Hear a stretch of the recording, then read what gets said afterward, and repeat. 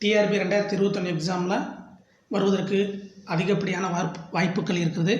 Dead paper 1 paper 2 படித்தவங்களுக்கு, அதே மாதிரி TRP எழுதுகிறவங்களுக்கு ஒரு மிகப்பெரிய கொஸ்டின் மார்க்காக வயது வரம்பு 42 45, பிசி எம்பிசி இவங்களுக்கெல்லாம் எஸ்சி எஸ்டி எஸ்சிஏ 45, ஓசிக்கு 40 இருந்துச்சு பார்த்தீங்களா. அதை நீக்குவதற்கு முதலமைச்சரிடமும் எதிர்க்கட்சி தலைவர் ஸ்டாலினிடமும் தமிழ்நாடு முதுகலை பள்ளிக்கல்வி ஆசிரியர்கள் கோரிக்கை நேராக போய் கொடுத்துட்டு வந்திருக்காங்க. எதிர்க்கட்சி தலைவரையும் பார்த்து கொடுத்துட்டு வந்திருக்காங்க.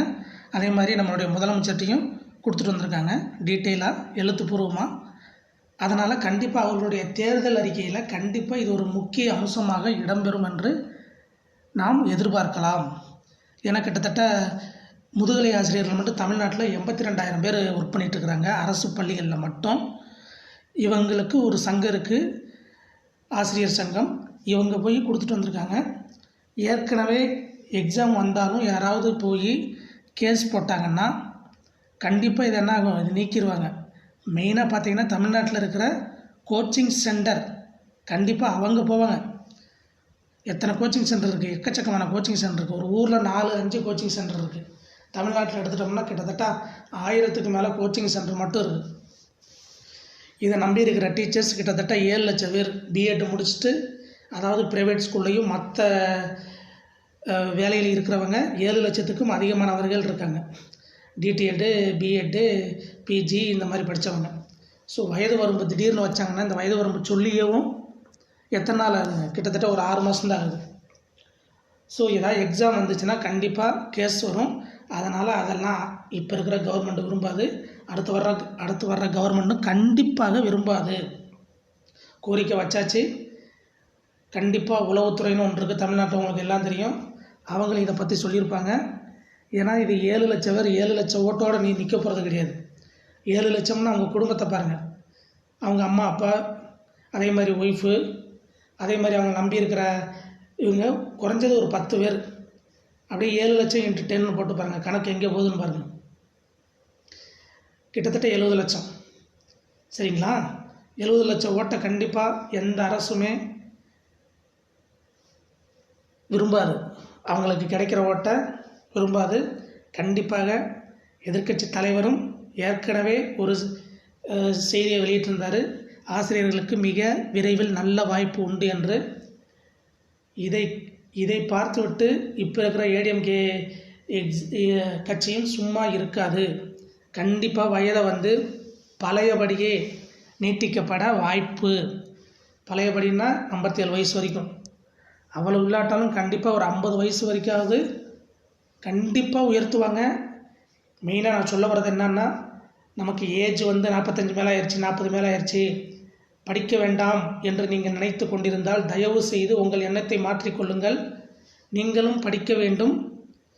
இன்னொன்று பார்த்தீங்கன்னா, இளைஞர்கள் என்ன நினச்சிட்டு இருந்திருப்பீங்க, ரைட்டு, ஒரு சில இளைஞர்கள், அனைவரும் கிடையாது.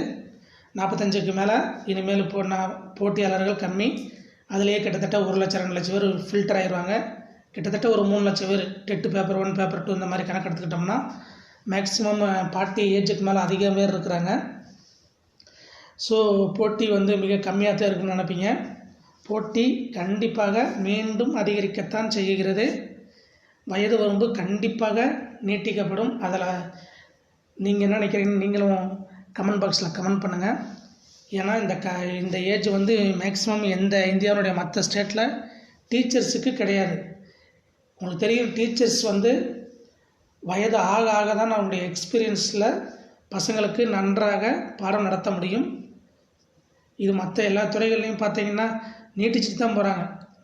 நம்ம அரசு தலைமைச் செயலாளர் வயசு கூட ரிட்டையர் ஆகிற வயசு வந்துருச்சு, அவரை நீட்டிக்கிட்டு தான் வச்சுருக்காங்க. இப்போ மிஸ்டர் சண்முகம் IAS. அதே மாதிரி பல உதாரணங்களை சொல்லலாம். உச்சநீதிமன்ற நீதிபதிக்கு 65 வயசு, சரிங்களா, அவங்களுடைய ரிட்டையர் ஆகிற வயசு.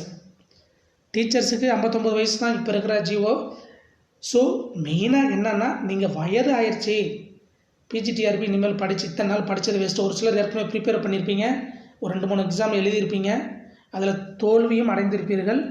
அதை நினச்சி மனம் தளர வேண்டாம், மனம் தளர்ந்து உட்காந்துருக்க வேண்டாம். கண்டிப்பாக எக்ஸாம் வருது.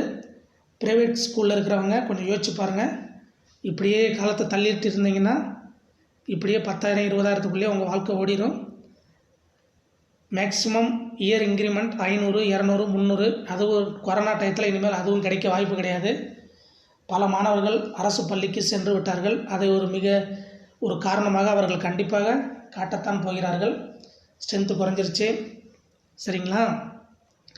இருக்கிற சம்பளத்தை குறைப்பதற்கு வாய்ப்பு மிக அதிகம். ஏற்கனவே பல பேருக்கு சம்பளம் இல்லை, உங்களுக்கு தெரியும்.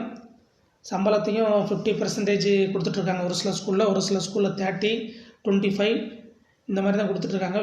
வெகு ஒரு சில ஸ்கூல் மட்டுமே ஒரு 75% கொடுக்குறது மாதிரி தகவல் வருது.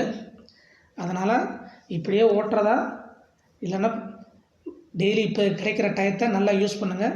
யூஸ் பண்ணிங்கன்னா கண்டிப்பாக உங்களுக்கு வாய்ப்பு இருக்குது. மேக்ஸிமம் 40 ஏஜ் அதிகமாக இருக்கிறீங்க, எனக்கு நல்லா தெரியும். நானும் 13 வருஷமாக ஒர்க் பண்ணிகிட்ருக்கேன் கல்வித்துறையில்.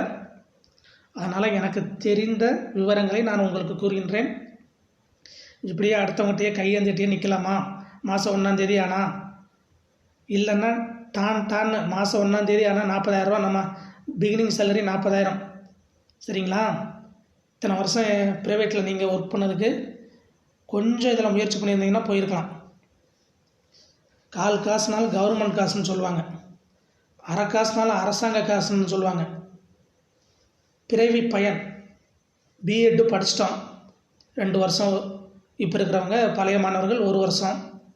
இப்படியே நீங்கள் நினைத்து கொண்டே இருந்தீர்கள் என்றால், படிக்கவில்லை என்றால் கடைசி வரைக்கும் தனியார் பள்ளியிலையோ ப்ரைவேட்லேயோ எங்கிட்டாவது ஒர்க் பண்ணிவிட்டு நீங்கள் எம்எஸ்சி 5 வருஷம், பிஎட் 1 வருஷம் 2 வருஷம் படித்து ஒரு 7 வருஷம் படித்து அதுக்கு ஒரு பிரயோஜனம் இல்லாமலேயே போயிடும். பார்த்துக்கோங்க. நல்லா படிங்க, டெய்லி ப்ரிப்பேர் பண்ணுங்கள், ஒரு 6 மணி நேரம் படிங்க. உங்கள் நண்பர்களிடம் கொஸ்டின் பேங்க் கிடைச்சா வாங்கி கொஸ்டினை நீங்களாக ஆன்சர் பண்ணி பாருங்கள். புக்கெல்லாம் வாங்கலைன்னா வாங்கிடுங்க. இந்த மாதிரி என்னென்ன ஸ்ட்ராட்டஜி இருக்கோ நம்ம முன்னாடியே பல வீடியோவில் சொல்லியிருக்கேன் நான், அதெல்லாம் ஃபாலோ பண்ணுங்கள். 2வது, யார் சொன்னதையும் நீங்கள் ஃபாலோ பண்ண தேவையில்லை. உங்கள் உங்கள் மைண்டு சொல்லும் எந்த பிளான் போகலாம்னு.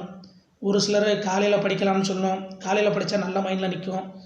இந்த 4 to 7 இல்லைன்னா 3 to 7, ஒரு சிலருக்கு நடுஜாமத்தில் படித்தா பிடிக்கும். சரிங்களா? ஒரு சிலர் பகலில் படித்தா பிடிக்கும். எப்போ உங்கள் மைண்டு ரொம்ப ஃப்ரெஷ்ஷாக இருக்கோ அப்போ படிங்க. உங்கள் மைண்டு ரொம்ப ஃப்ரெஷ்ஷாக இருக்கிறப்ப, டல்லாக இருக்கிறப்ப படிச்சிங்கன்னா கண்டிப்பாக எதுவும் மைண்டில் நிற்காது. எப்போயுமே மைண்டை நல்லா ரிலாக்ஸாக வச்சுக்கோங்க. நம்புங்க, உங்களால் முடியும்னு நம்புங்க. உங்களால் கண்டிப்பாக முடியும். பாசிட்டிவ் திங்கிங், செல்ஃப் மோட்டிவேஷன் உங்களுக்குள்ளேயே நீங்கள் பண்ணிக்கோங்க. இந்த மாதிரிலாம் பண்ணிங்கன்னா கண்டிப்பாக நீங்கள் வெற்றி பெறலாம். இன்னொரு வீடியோவில் உங்களை சந்திக்கிறேன். வீடியோ பிடிச்சிருந்தா நம்ம சேனலை சப்ஸ்கிரைப் பண்ணுங்கள், லைக் பண்ணுங்கள், கமெண்ட் பண்ணுங்கள், ஷேர் பண்ணுங்கள். நன்றி.